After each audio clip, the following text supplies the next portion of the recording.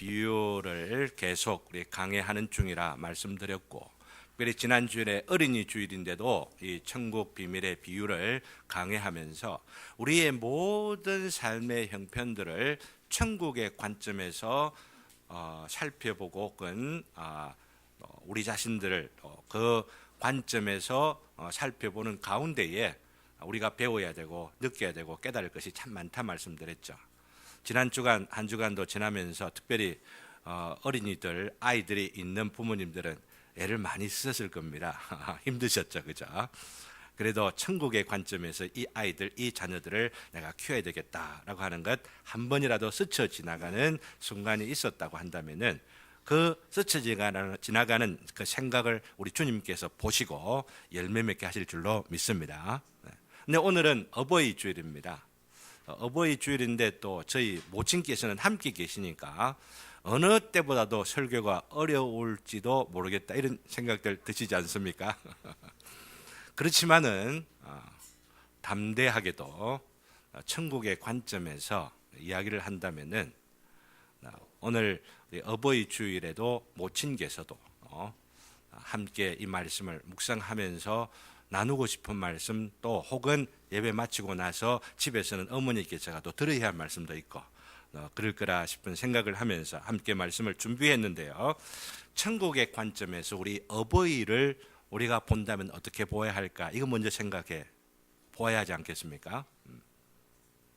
천국의 비밀을 비유로 설명하시기 바로 직전에 우리 주님께서 그 무리들에게 또 제자들에게 하신 말씀이 뭐냐면은 마태복음이나 마가복음에 예수님을 찾아온 그의 모친 마리아와 그의 동생들에 대하여서 하신 말씀을 기록하고 있습니다. 기억하시죠? 바로 천국 비밀 비유를 하시기 바로 직전에 이 말씀을 기록하고 있다는 거 여러분이 새겨 보시기를 바랍니다. 누구든지 하늘에 계신 하나님, 내 아버지의 뜻대로 행하는 자가 내 모친이요, 내 부친이요, 내 형이요, 내 동생이요, 내 누님이요, 내 여동생이니라, 내 누인이라 이렇게 하신 말씀이에요.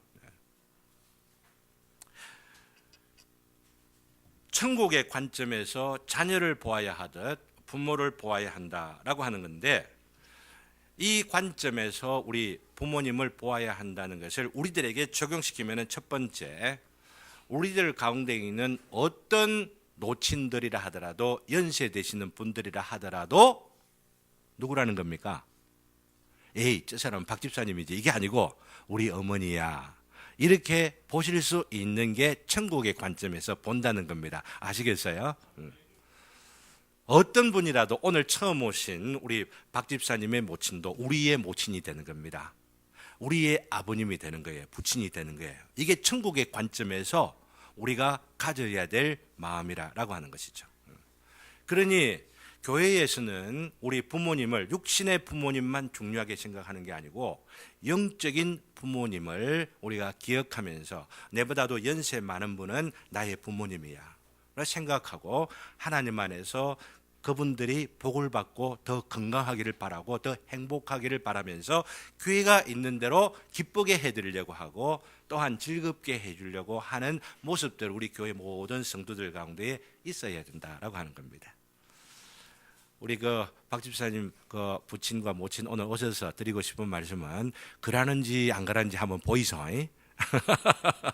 안 그러면 좀 책망 좀 해주이소.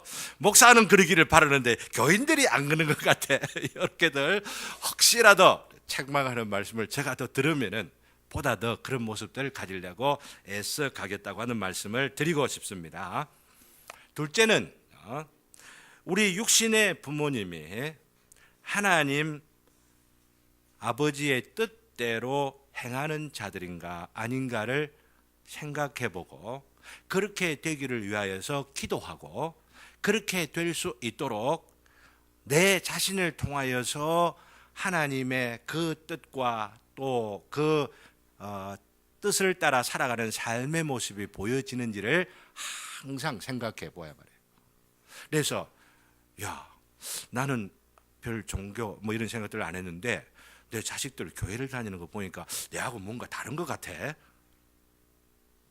좀 그러시는 기회들을 가질 수가 조금이라도 있다고 한다면은 바로 그것이 우리 부모님을 천국의 관점에서 보게 하는 거라고 하는 겁니다. 어릴 때 다 알잖아요. 얼만큼 이기적이고 못되고 또 자기만 중심으로 살아가는지 부모님 입장에서는 자녀들을 보면 다 알거든. 그런데 그 모습이 아니라 조금 뭔가 바뀐 것 같고 다른 것 같고 좀 모습이 그죠? 이런 것들이 금방 차이가 나요. 그런 걸 보면서 저런 인생을 내가 왜 안 살아왔는고 하는 생각도 하게 되고, 어떻게 하다 보면은 자식은 역시 자식이기 때문에 항상 자녀들의 일들을 보면 염려가 되고 부족한 것들이 항상 보이지만은 그래도 내 안에 없는 그 심령에 있는 그 복된 것을 막 느끼면서 그것 좀 가지고 싶다는 생각들을 하게 된다는 겁니다. 그럴 마음들을 갖도록 마음속에 기도하면서 살아갈 때에 천국의 관점에서 우리 부모님을 보는 것이다 라고 하는 겁니다. 우리 부모님들의 연세가 사실 지금 현재 연세가 저희 어머니께서 90이거든요. 이 연세가 지금 철로역정을 우리가 계속 살펴보았지 않습니까? 그리고 철로역정 저 지도를 쭉 했는데 거의 마지막 단계에 있는 거예요. 더 120까지 아니면 더 사시기를 바라지만은, 그러나 인생의 그 노년기가 우리 철로역정의 마지막 바로 그 단계가 어떤 특징을 갖고 있느냐 하면, 여러분들 그 전력증을 직접 보시기도 바라고 저 지도를 보고 확인하실 수 있기를 바랍니다. 바로 요단강을 건너기 바로 그 직전에 있는 게 뭐냐면은, 하나는 마법의 땅이라는 게 있습니다. 그리고 마법의 땅과 더불어서 뷸라라고 하는 땅이 있어요. 왜 이게 동시에 일이 주어져 있느냐 하면은, 이 마법의 땅의 특징이 뭐냐면 그 1부에서도 2부에서도 강조하는 것이 많이 졸린다. 많이 자요. 우리 모친께서도 많이 주무시거든요. 그럴 때 또 주무셔야 되죠.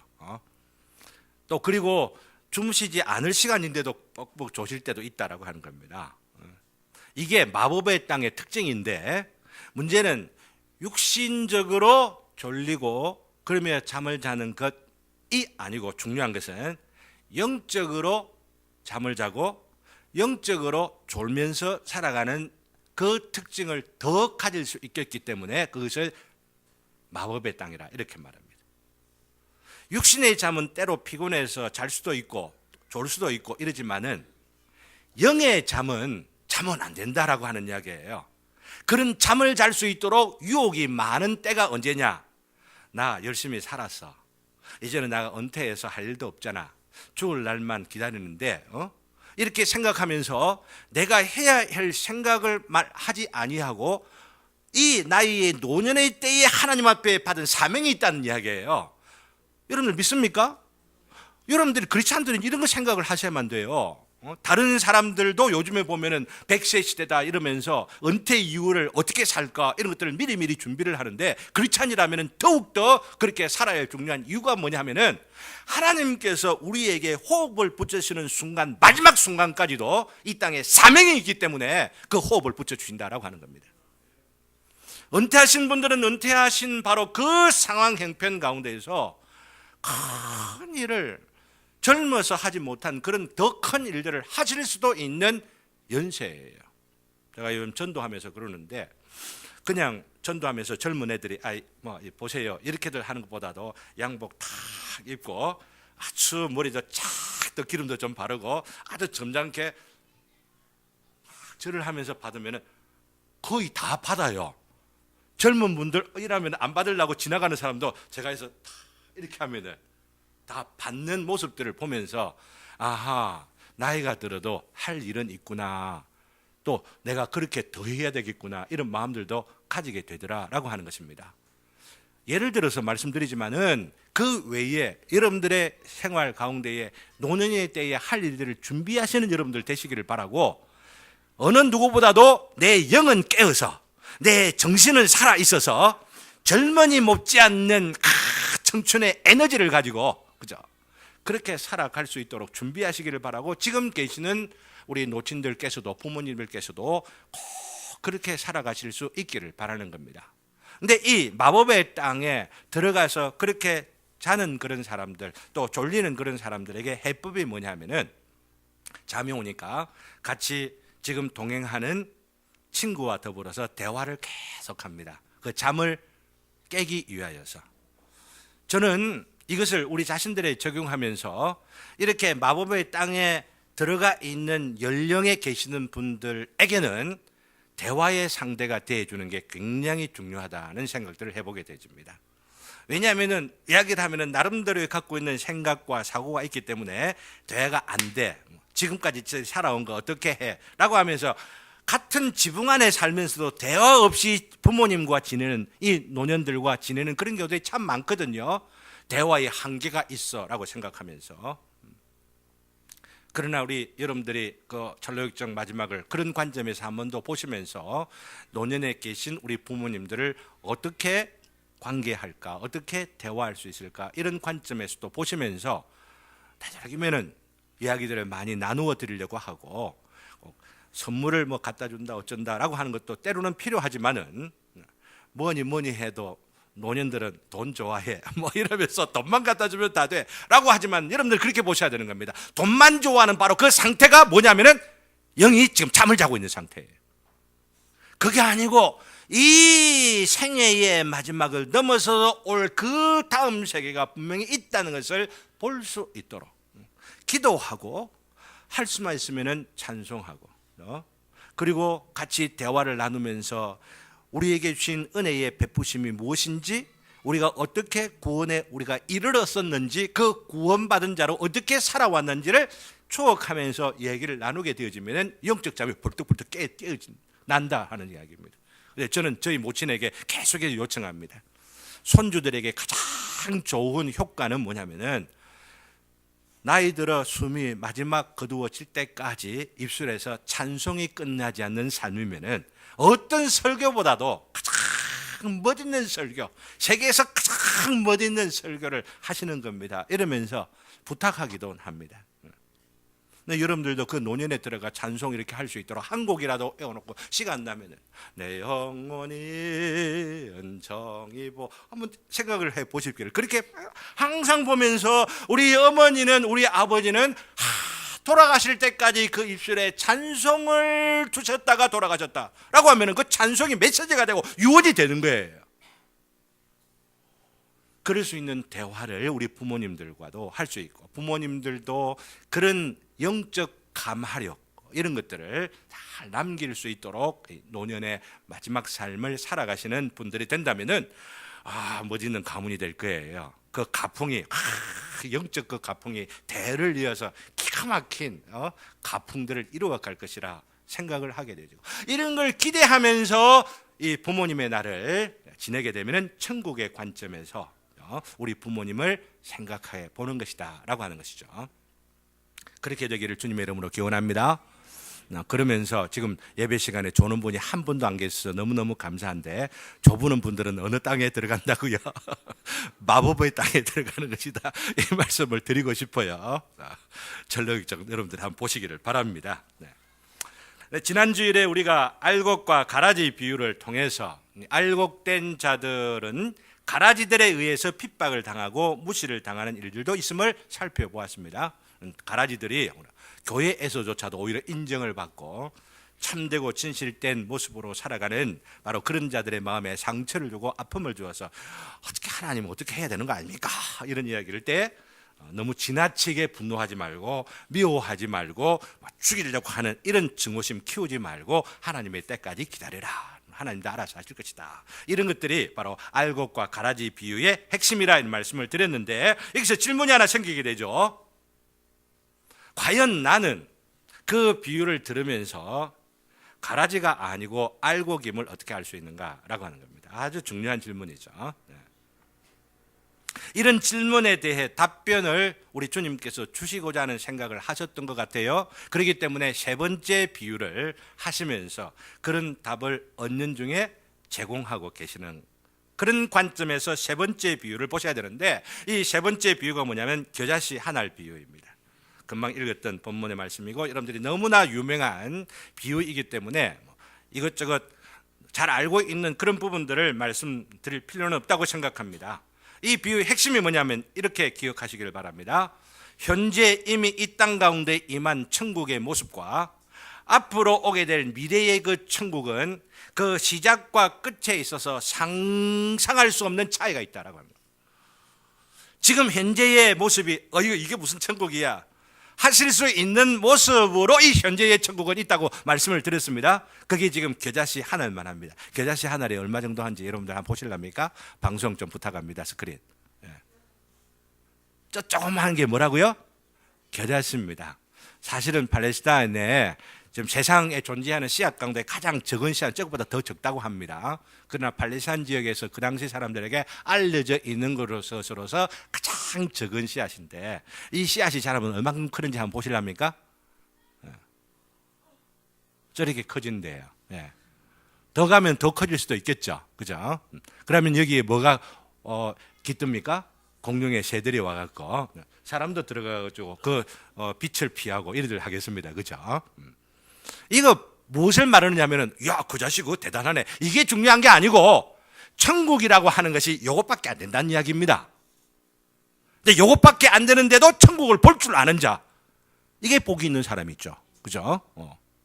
천국 같지도 아니한 너무나도 허접스럽고 너무나도 초라하고 너무나도 아무것도 아니다고 싶은데 천국의 씨앗이 거기에 담겨 있기 때문에 때가 되어지면은 엄청나게 자라서 이 우주 만물을 충만하게 할 바로 그런 것이 천국이다. 이렇게 말하는 거예요. 여러분들 믿습니까? 이건 믿는 게 중요해요. 이건 믿는 게. 이 대조를 통해서 예수님께서 하시고자 하는 그 말씀을 그 상황, 예수님이 말씀하셨던 그 상황에 보면은 겨우 12명의 제자들밖에 없어요. 누가복음에 이 천국 비유를 하시는 바로 그 앞부분에 보면은 예수님을 따르는 자들이 여자들 몇 명 있는 바로 그런 모습들로 보여주고 있습니다. 어떤 여자들이 따르는 줄 아세요? 귀신 들렸던 마리아, 막달라 마리아, 그리고 수산나, 요한나. 예수님의 모친도 안 따라다녀 그때는. 왜? 예수님 동생들이 많았거든요. 동생이 많은데 동생들 형님이 가정 살림 살고 책임을 져야 되는데 책임도 안 지고 세상을 구원한다고 막 다니면서 천국 하고 이러니까 어릴 때에 태어난 모습이 너무나 신비가 마음에 두었지만은 지금 당장 지금 이렇게 살려내야 될 이 동생들 이것들 지금 이렇게 수발한다고 따라다니지 못했을 거예요. 그러다가 마태복음 마감에 보면은 아이고 우리 아들이 미쳤다는 이야기까지 도는데 이거 있잖아 싶어 염려가 돼갖고 찾아왔는데 우리 주님께서 냉정하게 하시는 말씀이 내 모친이 어디 있어? 내 동생이 어디 있어? 아버지 뜻대로 행하는 자가 내 모친이고 내 뭐 형제요 어째 이렇게 말씀을 하시는 말씀을 들어서 계속 따라다녔을까요? 그 말씀을 듣고 따라다녔을까요? 따라다닌 건 거의 마지막인 것 같아요. 뒤에 따라다녔다 어쨌다는 부분이 없고 그 예수님 십자가에 돌아가시는 바로 그 자리에 그 순간에 계셨다고 하는 뿐이지 그 뒤에 실망해가지고 정말로 미친 건 맞는 모양이다 이렇게 생각하면서 돌아가셨을지도 모르겠다고 하는 겁니다. 제가 말씀을 드리려는 것은 그런 모습으로 천국이 그 가운데 있었다라고 하는 겁니다. 너무나 초라하고 우리들의 모습도 어떠한지 천국 제자들 교회라 이름 거창하게 붙여서 사람들 보기에 센데라고 하는 모습들이 보이는지 몰라도 이 공간에서 주일에는 그래도 이렇게 오시는 분들이 있어서 감사하기도 하고 또 참 오시는 분들이 또 관심을 갖고 또 참 다른 날에도 찾아와서 또 물어도 보고 이러는 분들이 참 많이 있어서 어제 같은 행사 가운데도 여러분들이 오셔가지고 가득 차서 행사를 치를 수 있는 이런 것들도 너무 감사한데 그러나 또 드리고 싶은 말씀이 있어요. 수요일에는 참 초라해요. 금요일 밤에도 그렇고요. 새벽 기도에는 진짜로 초라합니다. 한번 와보시면 얼마나 초라한지를 아십니다. 물론 방송으로 들으시는 분들도 여러분 많이들 계시는 줄 알고 있습니다만은 일주일에 한 번 정도는 오셔서 이 새벽 기도회를 좀 살려내면 좋겠다라고 하는데도 그렇게 되기가 참 어려운 것 같아요. 네, 그러면서 마음 가운데 이 비유를 한번 생각합니다. 이렇게 초라한 모습으로의 새벽 기도회이고 초라한 모습으로의 수요 우리 성경 공부이지만은 우리가 참된 진리를 갖고 기도하고 또 이 진리를 따라서 살아가기를 다짐하는 결심하는 믿음을 갖고 있는 자들이라고 한다면은 분명히 하나님께서 공중에 많은 새들이 거하는 바로 그런 상황, 그런 영광을 나타내실 것이라 저는 믿습니다. 저희 믿음이 허망한 것 같습니까? 예수님께서 저에게 그런 믿음 가져라, 낙심하지 말도록, 낭망하지 않도록 이 비유를 저에게 주신 줄을 믿습니다. 이 비유를 저에게만 주시지 아니하시고 여러분 모두에게도 주신 줄을 믿습니다. 그러니 겨자씨 같은 바로 이러한 모습으로 내가 지금 천국을 알고 천국을 따라 살아가려고 한다고 할지라도 우리 주님께서 계획하시고 예정하시고 이루시고자 하는 그 엄청난 일들이 우리 앞에 약속되어져 있다고 하는 이 약속을 믿으시면서 낙심하지 말고 담대하게 살아가시는 저와 여러분 되시기를 주님의 이름으로 기원합니다.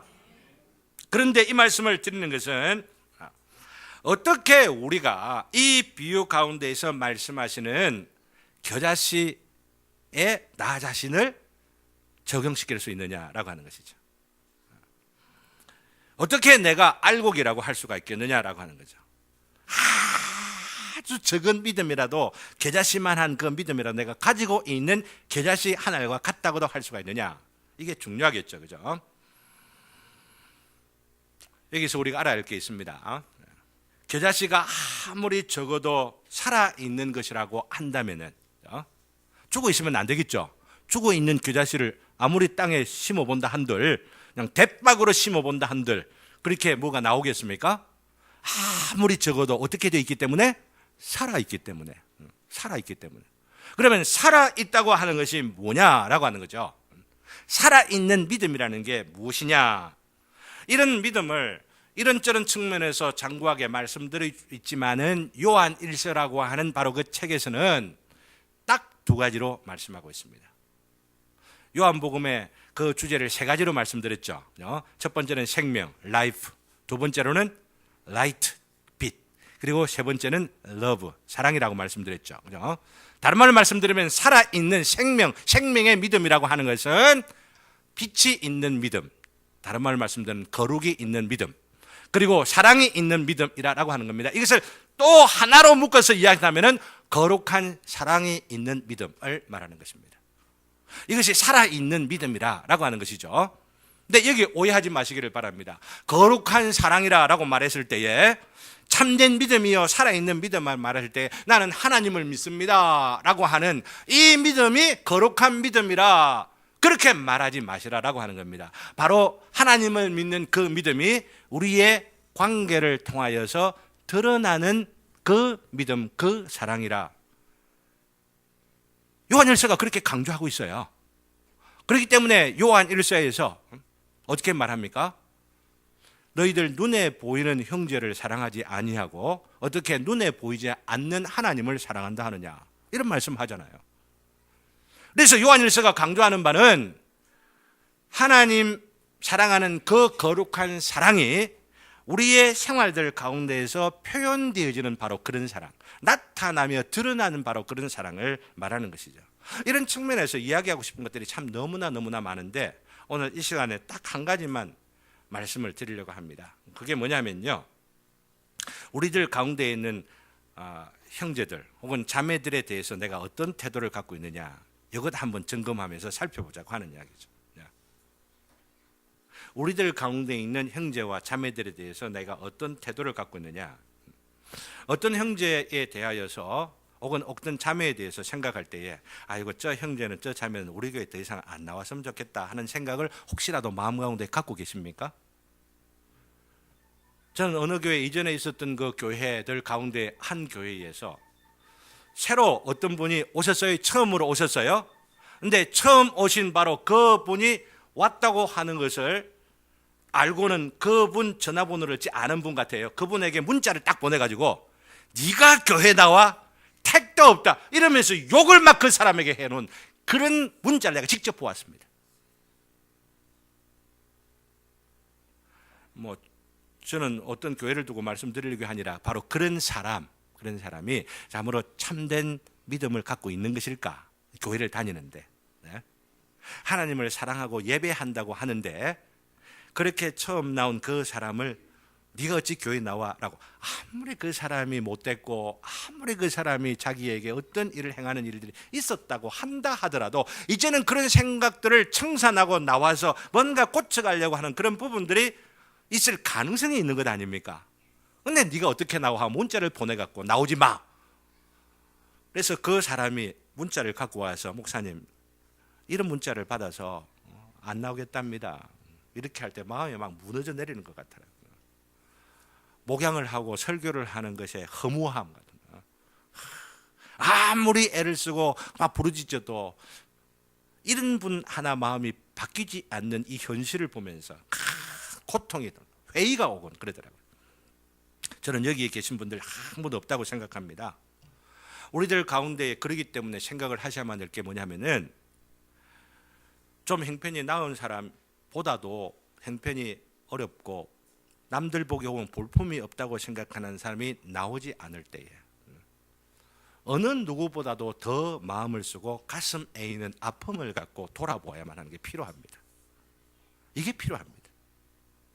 어떤 사람 나오는 것 비교를 해볼 때 형편이 낮고 경제적으로 여유가 있고 이런 사람은 한번 안 나오면 막 뭔가 막 애를 써가고 또 나오기를 바라고 이렇게들 많이 하고, 그렇지 않은 사람이 안 나오는 것에는 그냥 무관심하게 그냥 생각도 없고 아이 잘 됐네 막 귀찮기만 하고 막 우리가 막 돌아보아야 할 그 손들만 많고 이런다고 생각들을 많이 한다면은 여러분들 우리가 기대하는 교회가 어떤 모습이냐, 과연 우리가 기대하는 그 모습이 하나님께서 원하시는 그 천국의 모습인 것일까 생각을 해보면서 그런 모습에 이르지를 못하고 그런 모습을 이루려고 애쓰고 힘쓰는 모습이 없는 채로 무덤덤하게 넘어가는 바로 이런 부분만 있다면 이 교회가 존재할 이유가 없습니다.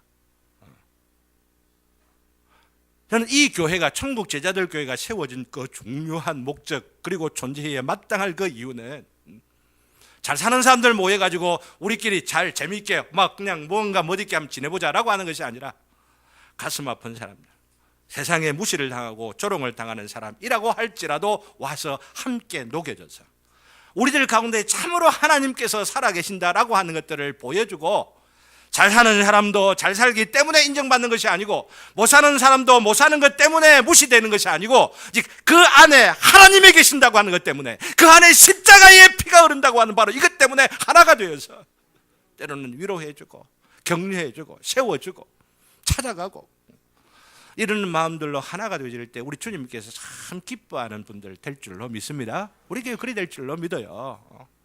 그리고 혹이라도 마음의 상처를 서로 주면서 떠났다가 돌아오면은 어떻게 해야 되겠어요? 너무 잘했다.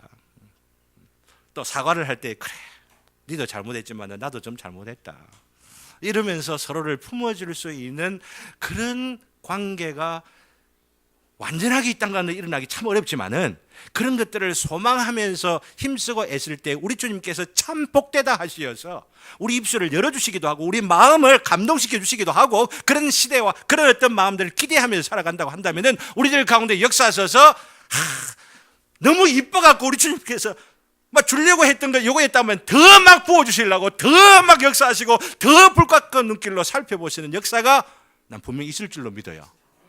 하나님의 마음에 감동이 있는 우리 교회 되기를 주님의 이름으로 기원합니다.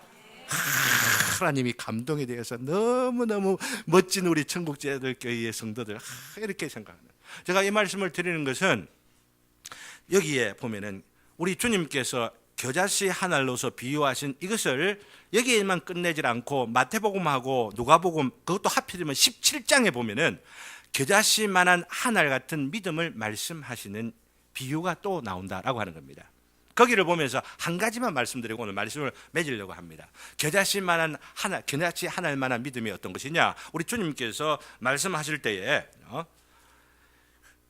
변화산상에서 예수님께서 변화된 모습으로 내려왔는데 산 밑에 있는 제자들은 어땠습니까? 귀신 들린 한 그 어린아이를 붙잡고 씨름하면서도 쫓아내지를 못하죠. 그러나 우리 주님께서 한마디로 쫓아내시는 그걸 보고 어떻게 하면 이런 일이 있나이까? 라고 말할 때 예수님께서 하신 말씀이 뭐예요? 너희가 겨자씨만한 믿음 있으면은 이 산들어 옮겨 바다에 빠치우라 하여도 그렇게 되리라 라고 하는 말씀을 하셨거든요.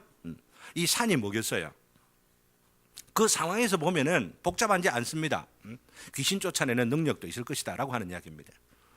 겨자씨만한 믿음이 처음 있다 하더라도 자라게 되면은 이런 믿음으로 성장되고 이 믿음을 따라 살아가려고 하면은 우리가 예상하지 못했던 엄청난 일들도 일어나게 될 것이라 우리 주님께서 말씀하셨거든요. 그런데 이 엄청난 일이 뭐냐라고 하는 것을 우리 주님께서 다시 한번 강조하시기 위하여 누가복음에는 어떻게 말씀하셨냐면 똑같은 이런 표현들로 상황이 약간 다릅니다. 우리 주님께서 제자들을 권면하시면서 하신 말씀이 너희들이 용서해라 이렇게 말씀하거든요. 그래 제자들이 뭐라고 말했냐면 우리에게 믿음을 주옵소서. 지금은 어떤 사람을 용서해 줄 만한 그런 믿음이 안 되니까 믿음을 주옵소서. 그리하면 내가 용서해 줄 수도 있겠나이다 라고 하는 그런 뜻으로 우리에게 믿음을 더하소서. 우리 제자들이 그렇게 부탁을 하는 거죠. 그래서 예수님께서 뭐라고 하십니까? 믿음 가져라.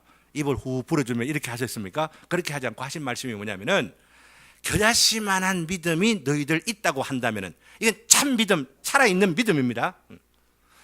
온전하게 주의 뜻이 무엇인지 그 뜻대로 살아가기 너무나 어렵고 힘들고 그러면서 그 저항하려고 하는 마음들이 있고 미워하려는 마음들 여전히 있어도 그러나 하나님 안에서 내가 그래도 살아가려고 하는 마음이 겨자씨만한 조그만 마음이 있어도 그 마음이 자라게 되면 어찌 된다는 이야기예요. 이 뽕나무를 들어서 저 바다에 던지어도 옮겨질 것이라 우리 주님께서 말씀하셨잖아요. 이 뽕나무가 뭐겠습니까? 마음속에 있는 깊은 증오의 뿌리를 갖고 있는 그런 증오의 나무를 말합니다. 미움의 나무를 말합니다. 그러나 우리가 참된 믿음을 갖고 있으면 부족한 이 설교자의 설교라 하더라도 이 천국 제자들 교회에 대한 그 꿈이라고 하는 것이 목사의 그냥 목회적 야망이구나. 그렇기 때문에 한 사람이라도 더하여 막 그냥 부흥시키려고 하는 막 그런 어떤 몸부림이거나 이런 식으로 듣는 것이 아니고 우리 하나님께서 원하시는 심령이 이 세상을 향하여 보시고자 하는 하나님의 안타까움이 무엇인지를 바로 그렇게 함께 느끼면서 품어주려고 하는 마음.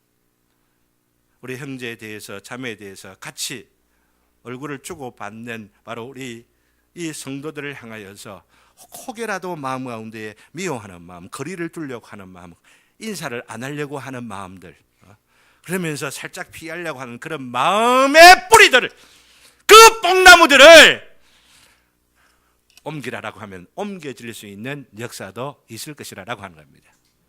그럴 때에 그 나무들이 뽑혀지는 것들을 볼 때 어떤 일이 있겠습니까? 그 나무가 자라서 큰 나무를 이루어서 공중의 새들이 많이 깃들게 되는. 한번 생각해 보세요. 서로 용서해주고 품어주고 안아주고 그러면서 오히려 힘들고 어려운 사람조차도 인정을 받고 존경을 받고 돈 있고 권세 있고 모양 있고 이런 사람들만 존경을 받는 그런 데가 아니라 오히려 가난하고 힘들고 볼품없는 사람조차도 인정받는 그런 교회의 모습들을 우리 이웃들이 볼 때에 이 교회는 적은 교회라 해야 돼도 하나님이 임하시는 교회구나. 이걸 믿지 않겠어요? 이걸 보면서 공중의 새들이 자꾸만 깃들지 않겠습니까? 우리 교회를 위해서가 아니라 우리 주님께서 당신의 나라가 어떠한지를 보여주시기 원하시는 우리 주님을 위하여서 서로 용서하고 받아주고 화해하고. 우리 저기 장훈이 형제 왔어요.